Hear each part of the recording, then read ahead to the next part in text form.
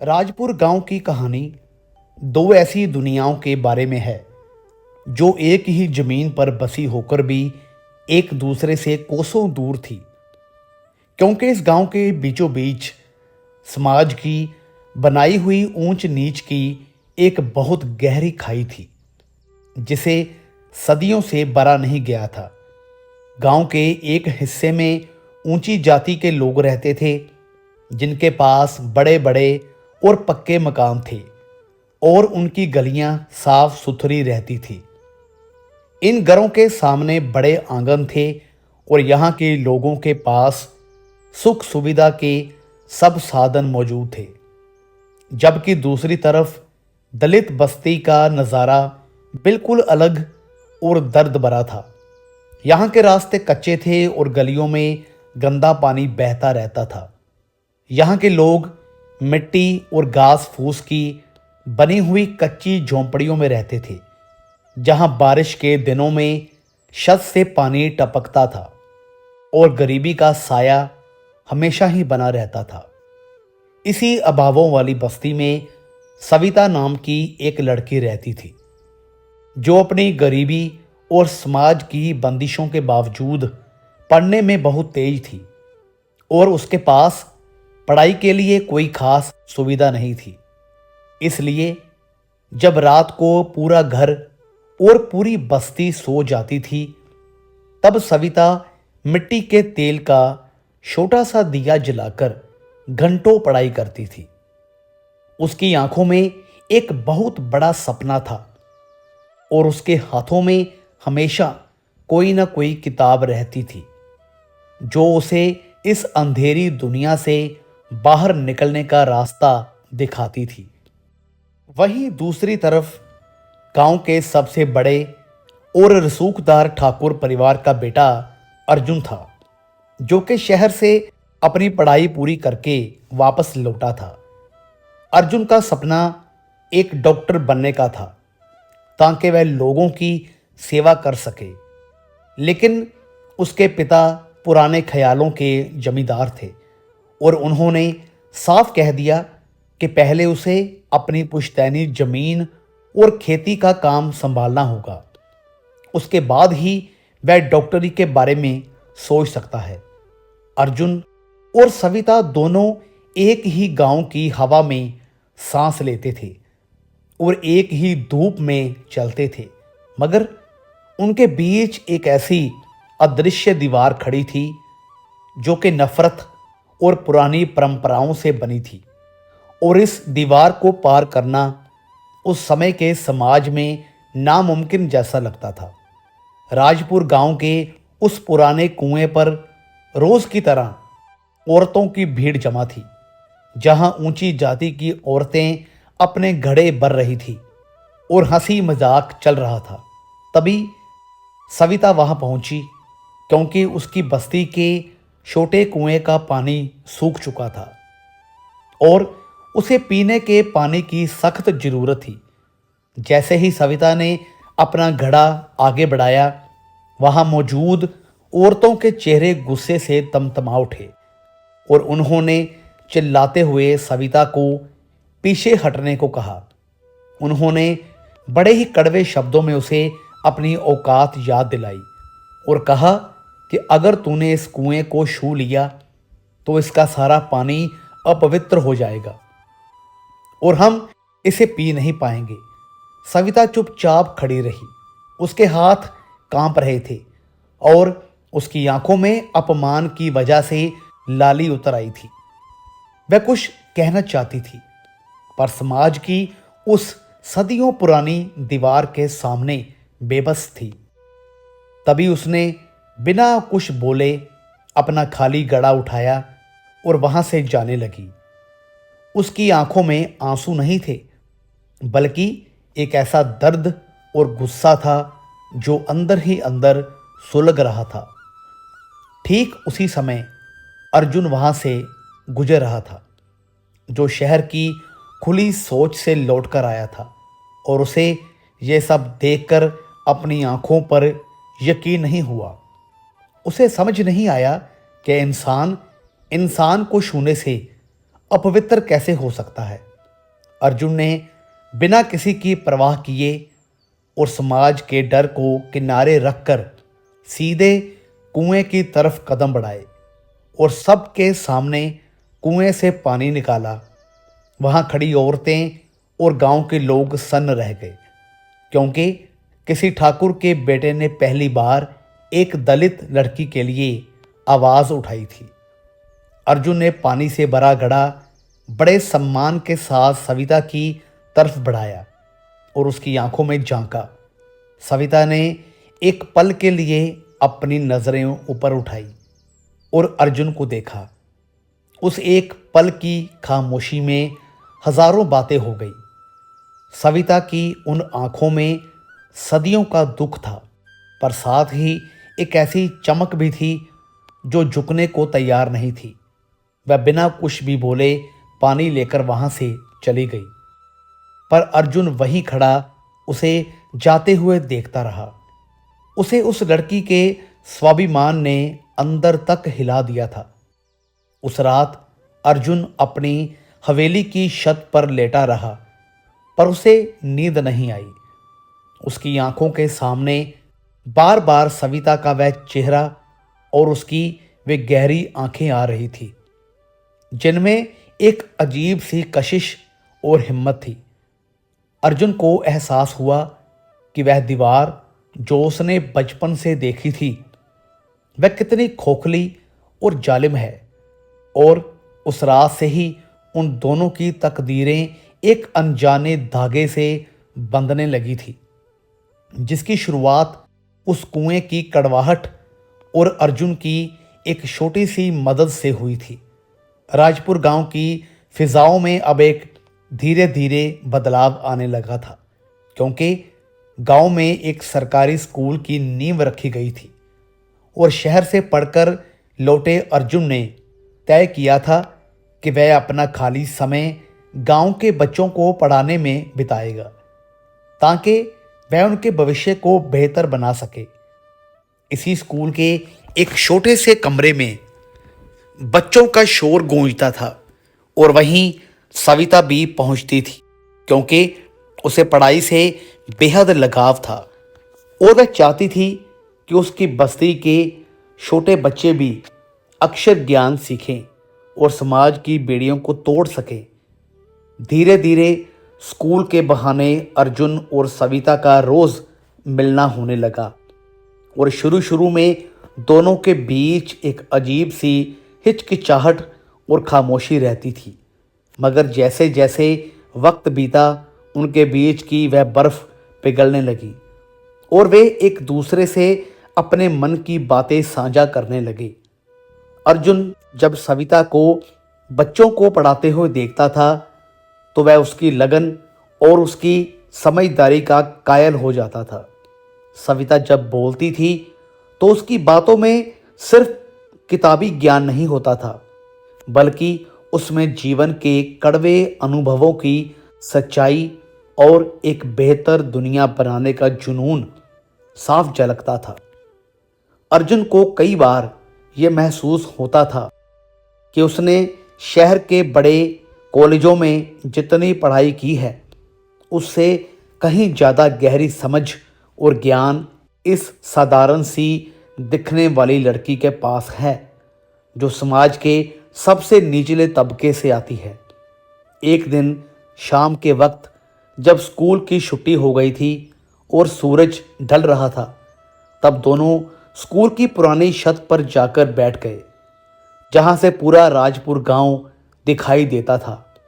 नीचे गांव की गलियों से मवेशियों के गले में बंधी घंटियों की आवाज़ें आ रही थी और कहीं दूर चूल्हों से धुआं उठ रहा था।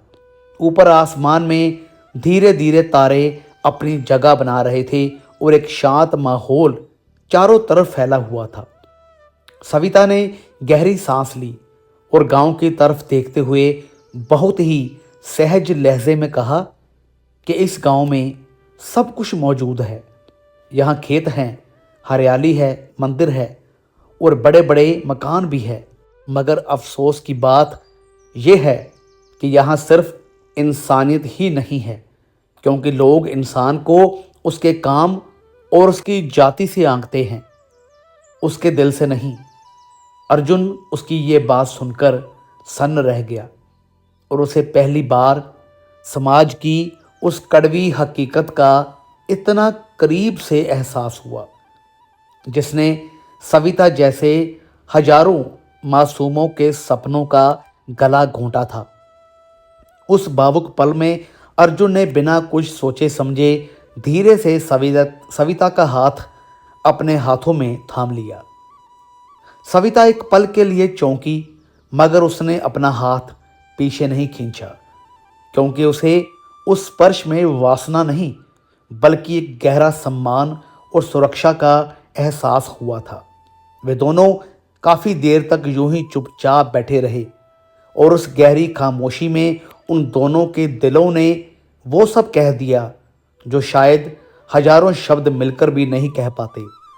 उस रात उन दोनों को ये समझ आ गया था कि उनकी दुनिया अब पहले जैसी नहीं रहने वाली है और उनके बीच का ये रिश्ता अब सिर्फ दोस्ती या जान पहचान तक सीमित नहीं रहा, बल्कि ये एक ऐसी रूहानी डोर से बंध चुका है जो आने वाले हर तूफान से टकराने की हिम्मत रखता है। आसमान से तेज बारिश हो रही थी और पूरा राजपुर गांव पानी की बूंदों से नहाया हुआ था। तभी सविता पूरी तरह से भीगते हुए स्कूल के उस पुराने कमरे में पहुंची जहां अर्जुन अकेला बैठा कुछ किताबें देख रहा था। सविता के कपड़े शरीर से चिपके हुए थे और वह ठंड से कांप रही थी, जिसे देखकर अर्जुन तुरंत अपनी जगह से उठा और बिना कुछ सोचे अपना सूखा कुर्ता उतार कर उसकी तरफ बढ़ाया और बड़े ही सहज भाव से कहा कि तुम पहले इसे पहन लो, वरना तुम्हें ठंड लग जाएगी और बीमार पड़ जाओगी।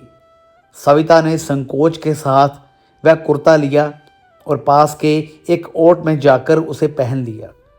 जब वह बाहर आई तो वह बड़े आकार का कुर्ता उस पर एक अलग ही सादगी बिखेर रहा था।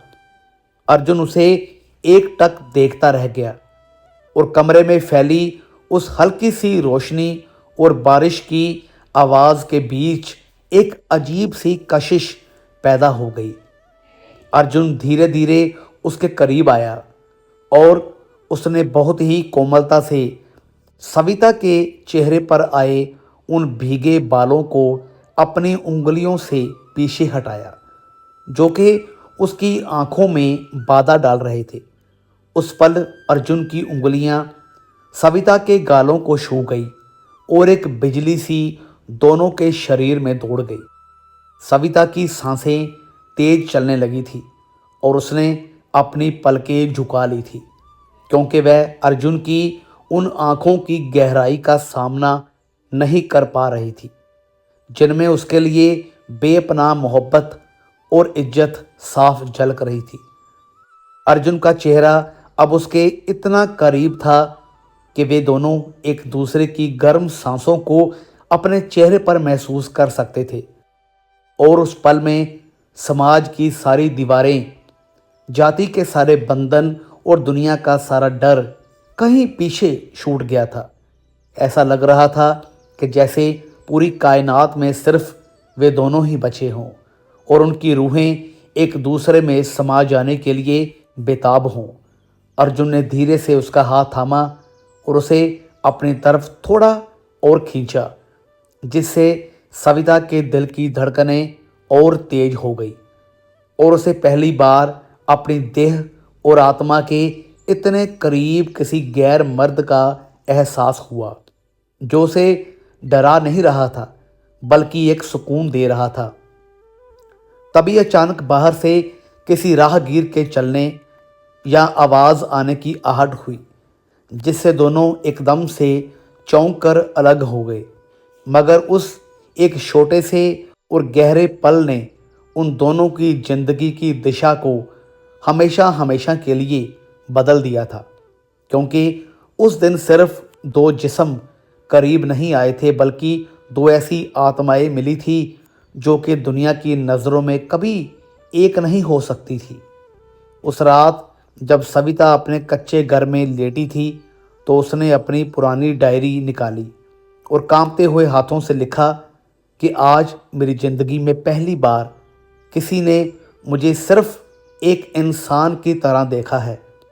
उसने मेरी गरीबी नहीं देखी, मेरी फटी हुई चुनरी नहीं देखी और ना ही मेरी वह अछूत जाति देखी जिसके नाम पर मुझे रोज दुत्कारा जाता है। उसने तो सिर्फ मुझे देखा और मेरे अस्तित्व को स्वीकार भी किया और यही एहसास मेरे लिए दुनिया की सबसे बड़ी दौलत है।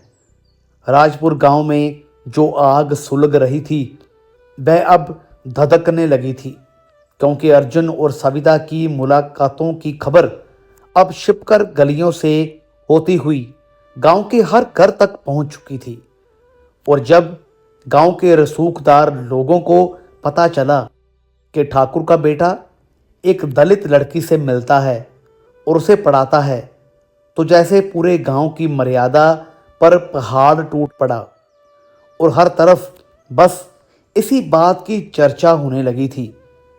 अर्जुन के बाप, जो अपनी शान और जाति के अभिमान में अंधे थे, उन्होंने अपना आपा खो दिया और अर्जुन को घर की एक काल कोठरी जैसे कमरे में बंद कर दिया ताकि वह बाहर ना निकल सके और खानदान की नाक ना कटे। दूसरी तरफ समाज का सबसे क्रूर चेहरा तब सामने आया जब सविता की बूढ़ी माँ को घसीटते हुए गांव की बड़ी पंचायत के बीच बुलाया गया, जहां गांव के ऊंची जाति के सफ़ेद पोश बूढ़े मर्द ऊंचे चबूतरों पर बैठकर एक ऐसी लड़की की किस्मत का फैसला कर रहे थे जिसका कसूर सिर्फ इतना था कि उसने एक इंसान से मोहब्बत की थी। पंचायत में सन्नाटा था और बीच में खड़ी सविता की माँ हाथ जोड़कर रो रही थी और गिड़गिड़ा रही थी। तभी पंचायत के मुखिया ने गरजते हुए कहा कि अपनी लड़की को काबू में रखो, वरना इस गांव में तुम्हारा रहना मुहाल कर देंगे और तुम्हें बिरादरी से बाहर कर दिया जाएगा। ये सब सुनकर सविता का खून खौल उठा और उसने सदियों की चुप्पी तोड़ते हुए उन ताकतवर लोगों की आंखों में आंखें डालकर निडरता से कहा कि आप किस हक से मेरी जिंदगी और मेरी पसंद का फैसला कर रहे हैं। मैंने कोई चोरी नहीं की है और ना ही कोई जुर्म किया है। क्या किसी इंसान से मोहब्बत करना और बराबरी का हक मांगना इस गांव में गुनाह है? सविता की ये बुलंद आवाज़ सुनकर पूरा गांव सन्न रह गया, क्योंकि राजपुर के इतिहास में आज तक किसी भी दलित लड़की ने पंचायत के सामने खड़े होकर इस तरह से सवाल पूछने की हिम्मत नहीं की थी। और उस दिन समाज के ठेकेदारों को अपनी बरसों पुरानी सत्ता हिलती हुई महसूस होने लगी थी। इसलिए उन्होंने तय कर लिया कि इस बगावत को कुचलना ही होगा। पंचायत के उस हंगामे के बाद राजपुर गांव के सन्नाटे में एक अजीब सी दहशत और खौफ पसरा हुआ था, क्योंकि समाज के ठेकेदारों को एक दलित लड़की की हिम्मत रास नहीं आई थी और उस काली रात का अंधेरा अभी और गहरा होने वाला था। सविता और उसकी माँ अपने छोटे से कच्चे घर के अंदर सहमी हुई बैठी थी और बाहर कुत्तों के भौंकने की आवाज़ें आ रही थी। तभी अचानक बस्ती के उस कोने में कुछ परछाइयाँ हरकत में आई और देखते ही देखते सविता के घर की सूखी घास वाली छत से आग की लपटें उठने लगी और देखते ही देखते पूरा घर आग का गोला बन गया। चारों तरफ चीख पुकार मच गई और आग की उन ऊंची लपटों ने आसमान को लाल कर दिया। सविता अपनी माँ का हाथ पकड़कर किसी तरह उस चलते हुए घर से बाहर निकली, मगर उसकी आंखों के सामने उसकी पूरी दुनिया खाक हो रही थी। उसकी किताबें, उसकी डायरी और वह छोटा सा आशियाना जिसे उसने अपनी मेहनत से सजाया था, सब कुछ जल रहा था। दूसरी तरफ अर्जुन को जैसे ही इस अनहोनी की खबर मिली, उसने अपने घर की बंदिशों को तोड़ दिया और पागलों की तरह भागता हुआ बस्ती की तरफ दौड़ पड़ा। जब वह वहां पहुंचा तो नज़ारा दिल दहला देने वाला था। सविता अपनी जली हुई दीवारों के सामने बेजान खड़ी थी और उसकी आंखों में अब आंसू भी सूख चुके थे। वह एक पत्थर की मूर्त बन गई थी जिसका सब कुछ लुट चुका था। अर्जुन भीड़ को चीरते हुए उसके पास पहुंचा और उसने सबके सामने समाज और जाति की परवाह किए बिना सविता को अपने सीने से लगा लिया और उस स्पर्श ने जैसे सविता के सब्र का बांध तोड़ दिया और वह अर्जुन की बाहों में गिरकर फूट फूट कर रोने लगी। उसकी वो सिसकियां उस रात की खामोशी को चीर रही थी और अर्जुन ने उसे कस कर थामे रखा, जैसे वह उसे दुनिया के हर जुल्म से बचा लेना चाहता हो। अर्जुन के पिता और गांव के रसूखदार लोग दूर खड़े ये सब देख रहे थे, मगर अर्जुन ने आज अपने घर लौटने से साफ मना कर दिया और वह उस पूरी रात उस जली हुई झोंपड़ी के सामने खुले आसमान के नीचे सविता और उसकी बूढ़ी माँ के साथ बैठा रहा। उसके चेहरे पर अब डर नहीं बल्कि एक ऐसा संकल्प था जो ये बता रहा था कि अब ये लड़ाई सिर्फ प्यार की नहीं बल्कि हक और इंसाफ की लड़ाई बन चुकी है। और उस रात के बाद राजपुर गांव कभी भी पहले जैसा नहीं रहने वाला था, क्योंकि उस अंधेरी रात ने एक नई सुबह का बीज बो दिया था। उस भयानक रात के बाद राजपुर गांव की सुबह पहले जैसी नहीं थी, क्योंकि अर्जुन ने अब अपनी विरासत और अपनी जाति के अहंकार को पूरी तरह से त्याग दिया था और वह पूरी रात सविता और उसकी माँ के साथ उस जली हुई झोंपड़ी के मलबे के पास बैठा रहा, जहां हवा में अभी भी जलने की गंध और राख का गुबार तैर रहा था। अर्जुन जानता था कि सिर्फ आंसू बहाने से इंसाफ नहीं मिलेगा, इसलिए उसने अगले ही दिन सुबह होते ही शहर का रुख किया और वहां जाकर अपने कुछ पुराने दोस्तों की मदद से एक निडर वकील और एक जाने माने निर्भीक पत्रकार को गांव बुला लिया। जैसे ही शहर की प्रेस और मीडिया की गाड़ियां राजपुर गांव की धूल भरी गलियों में पहुंची तो पूरे गांव में खलबली मच गई और वे ठाकुर जो कल तक अपनी पंचायत में ऊंचे स्वर में इंसाफ की धज्जियां उड़ा रहे थे, अब अपने घरों के पीछे छिपने लगे, क्योंकि ये खबर अब सिर्फ एक गांव के झगड़े तक सीमित नहीं थी, बल्कि ये एक दलित परिवार पर हुए जुल्म की अंतर्राष्ट्रीय सतह पर गूंज बनने जा रही थी। जिले के बड़े अफसर और पुलिस की भारी कुमुक गांव में तैनात कर दी गई और अर्जुन खुद गवाह बनकर खड़ा हो गया।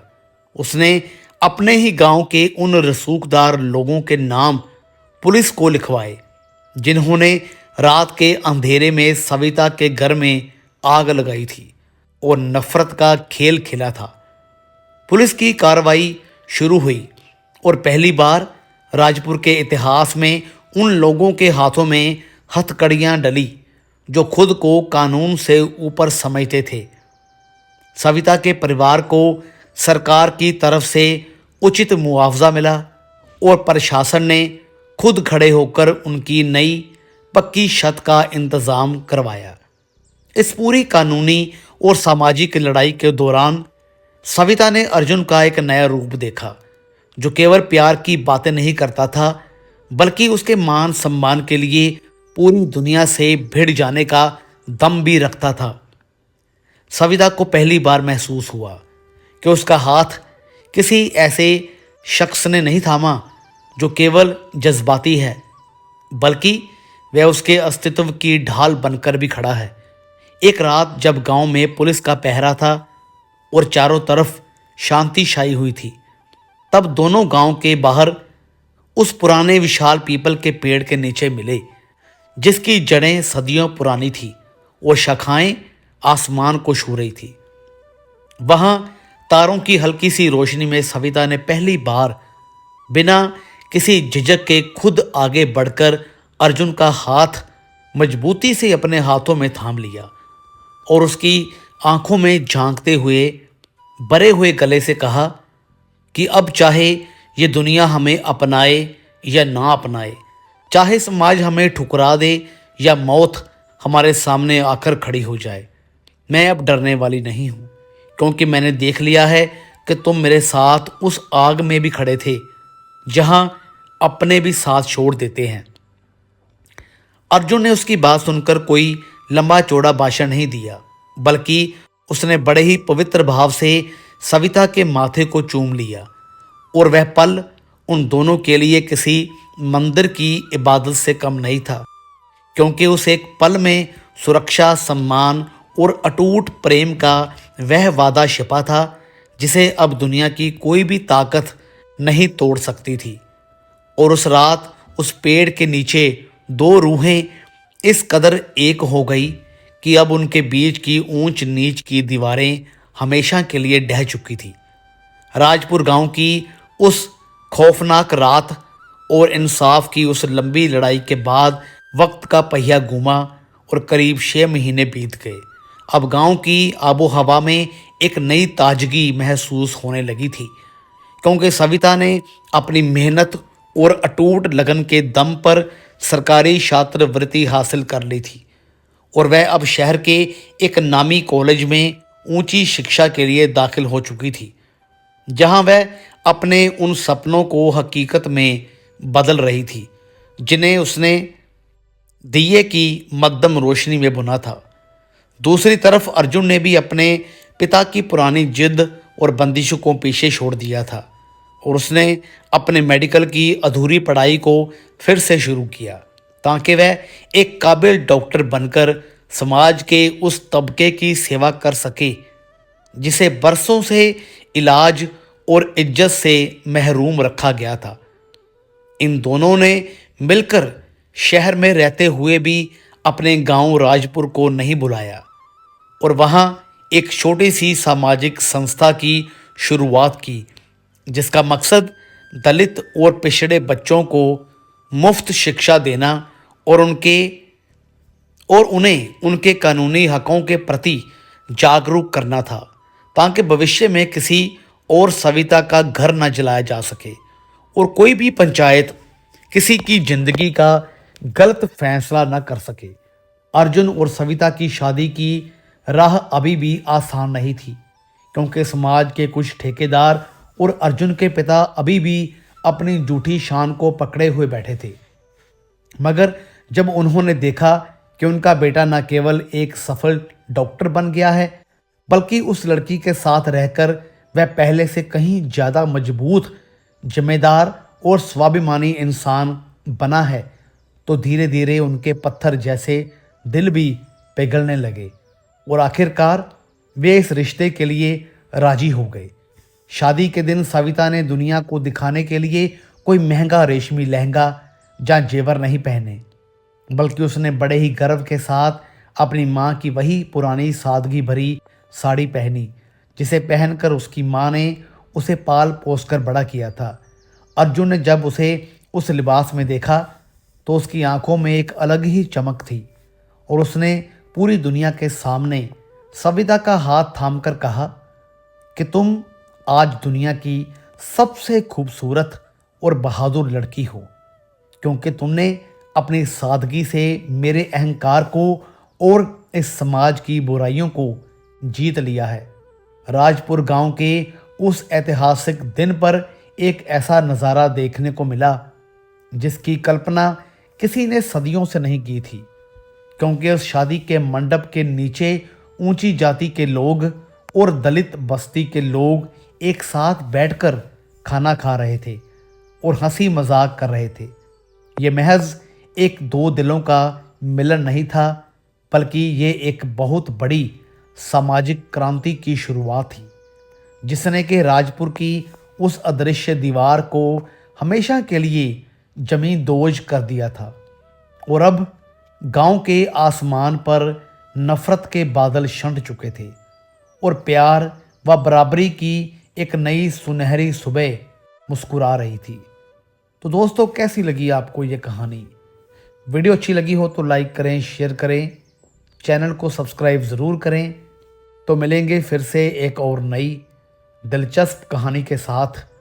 तब तक के लिए गुड बाय।